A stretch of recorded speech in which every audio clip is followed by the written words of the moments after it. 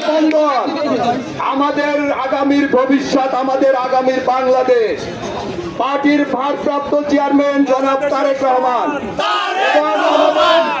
গণতন্ত্র সার্বভৌমত্বের মূর্ত প্রতীক আমাদের প্রিয় নেত্রী দেশনেত্রী বেগম খালেদা জিয়া সহ হাসিনা মুক্ত বাংলাদেশ করতে যে হাসিনা বিরোধী যত শক্তি ছিল সমস্ত শক্তির রক্তের উপর দাঁড়িয়ে কিন্তু বর্তমান যে অন্তর্বর্তী সরকার দেশ পরিচালনা করছে, সেই সরকারের প্রথম এবং প্রধান দায়িত্ব হলো একটা অবাধ, সুষ্ঠু এবং নিরপেক্ষ নির্বাচনের আয়োজন।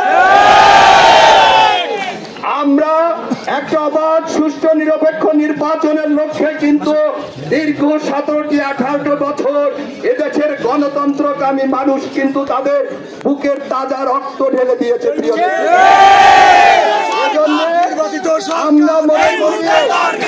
আমরা মনে করি যে যখন এদেশে একটি অবাধ, সুষ্ঠু, নিরপেক্ষ নির্বাচনের মধ্য দিয়ে জনগণের নির্বাচিত প্রতিনিধির হাতে দেশ পরিচালনা হবে, তখনই কিন্তু এদেশ থেকে আমাদের কথা চিরতরে ফ্যাসিস্ট বিদায় নিবে, স্বৈরাচার বিদায় নিবে। বাংলাদেশকে নিয়ে আর কোন চক্রান্ত, ষড়যন্ত্র কেউ করতে পারবে না। এজন্য আপনারা জানেন যে আমাদের প্রিয় নেতা, আমাদের পার্টির ভারপ্রাপ্ত চেয়ারম্যান সব সময় কিন্তু বলছেন যে আমাদের আগামী ভোট কিন্তু আর রাত্রে হবে না, ভোট কিন্তু আর আগের দিন হবে না।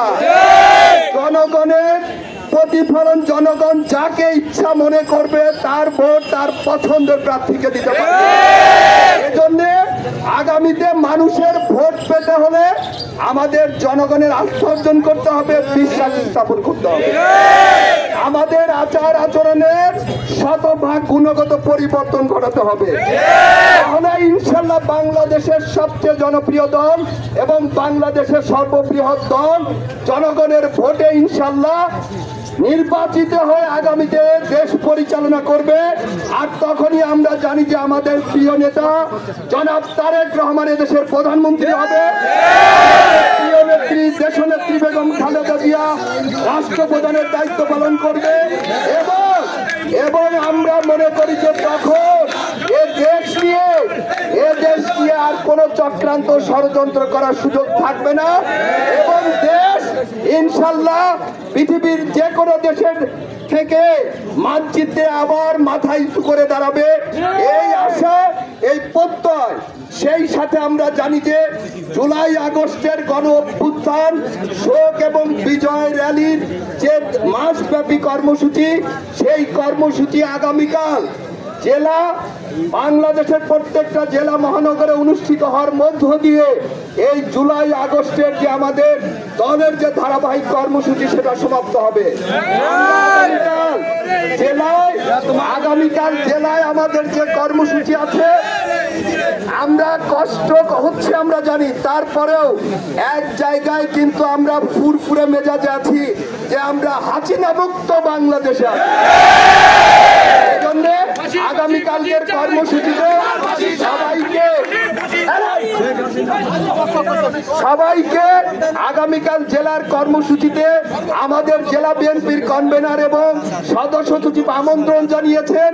আমরা বিগত 17 বছর এই বালিয়াকান্দিতে রাজবাড়ী জেলার যে কোনো ইউনিটের থেকে বিগত সময়ের মতো এখনো আমরা আমাদের দলের কর্মসূচি সফল করার দৃঢ় আশা এবং প্রত্যয় ব্যক্ত করে সেই সাথে আজকের এই বিজয় র্যালি অনুষ্ঠিত হওয়ার জন্য, সফল হওয়ার জন্য আমাদের মাঝে আমাদের উপজেলা বিএনপির সিনিয়র নেতৃবৃন্দ, আমাদের প্রত্যেকটা ইউনিয়নের নেতৃবৃন্দ, আমাদের বাংলাদেশ জাতীয়তাবাদী মহিলা দল, জাতীয়তাবাদী ছাত্র দল, জাতীয়তাবাদী যুব দল, জাতীয়তাবাদী স্বেচ্ছাসেবক দল, জাতীয়তাবাদী কৃষক দল, ওলামা দল সহ সমস্ত অঙ্গ সংগঠন রহমানকে আমাদের জেলা বিএনপির পক্ষ থেকে আবারও বিপ্লব শুভেচ্ছা এবং রক্তিম অভিনন্দন জানিয়ে শেষ করছি।